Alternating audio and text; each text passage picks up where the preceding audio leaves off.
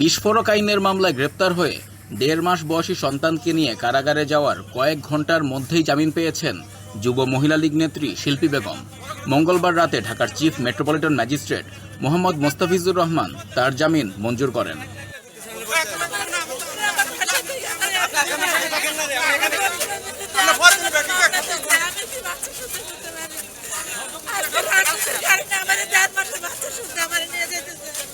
এর আগে মঙ্গলবার দুপুরে ৪ নম্বর আদালতের সামনে বেঞ্চে বসে ৪৬ দিনের শিশুকে দুধ পান করাতে দেখা যায় শিল্পী বেগমকে। কিছুক্ষণ পর এক পুলিশ কর্মকর্তা তাকে হাজতখানায় নিতে চাইলে তিনি কান্নায় ভেঙে পড়েন। পরে তাকে হাজতখানায় নেওয়া হয়।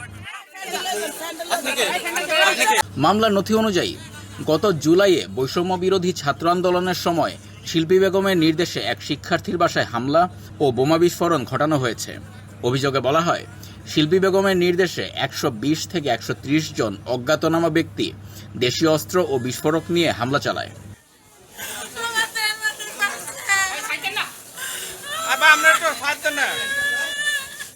তদন্তে তার সম্পৃক্ততার প্রাথমিক প্রমাণ পাওয়া গেছে দাবি করে পুলিশ জানায়, গোপন সংবাদের ভিত্তিতে সোমবার সন্ধ্যায় রাজধানী তেজকুনিপাড়া রেলওয়ে কলোনি এলাকা থেকে তাকে গ্রেপ্তার করা হয়।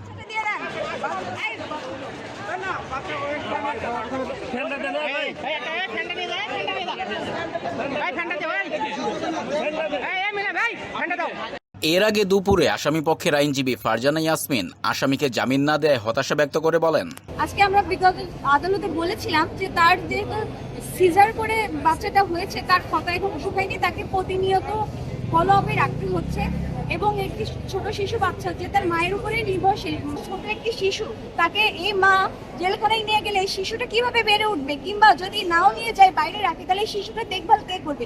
একটি অনিশ্চয়তা মা এবং শিশুর জন্য। আমরা বিজ্ঞ আদালতে এই মানবিক দিকটা বিবেচনা করে জামিনের জন্য প্রার্থনা করেছিলাম, কিন্তু বিজ্ঞ আদালত পরবর্তীতে নামঞ্জুর করে। এটা আমাদেরকে ব্যথিত করেছে। আমরা মনে করি এটাতে মা ও শিশু দুজনেরই মানবাধিকার লঙ্ঘন হচ্ছে।